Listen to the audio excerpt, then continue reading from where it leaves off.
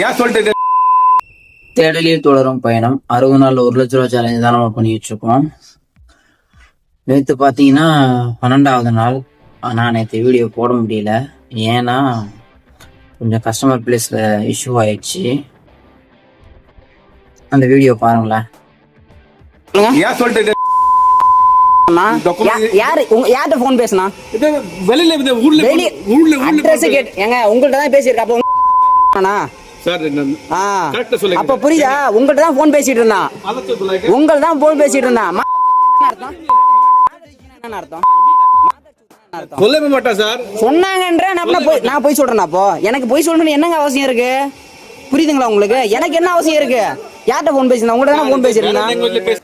அவன் போயிட்டு கம்ப்ளைண்ட் பண்ணியிருக்கான். என்னன்னு அட்டெம்ப்ட் மர்டர்னு சொல்லிட்டு கம்ப்ளைண்ட் பண்ணிட்டான். அவன் கம்ப்ளைண்ட் பண்ண உடனே இவங்க என்ன பண்ணாங்கன்னா உடனே ஐடி பிளாக் பண்ணிட்டானுங்க. சரி ஓகே போனா போகுதுன்ட்டு நான் வந்துட்டேன். இதுல என்னன்னா விசாரிக்கணும்ல, யார் மேல தப்பு இருக்குன்னு சொல்லிட்டு விசாரிக்கணும். விசாரிக்காம அப்படியே விசாரிக்க போன் பண்ணாலும் ஹிந்தியில பேசுறாங்க. தமிழ் வேலை செய்யறது தமிழ் ஆளுங்க, இல்ல ஹிந்தியில பேசுனா எங்க இருந்து புரியும்? எல்லாருக்கும் ஹிந்தி தெரியுமா?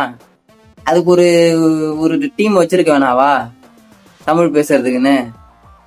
எல்லாத்துலயும் ஹிந்தி போங்கயா. நேத்தோட ஏர்னிங்ஸ் பாத்தீங்கன்னா 1265 பிளஸ் இன்னோட ஏர்னிங்ஸ் பாத்தீங்கன்னா 2675. ஓவராலா 3940 ரூபா ஏர்ன் பண்ணியிருக்கோம். அதுல 2 நாள் சேர்த்து பெட்ரோல் 520 ரூபா போட்டிருக்கோம்.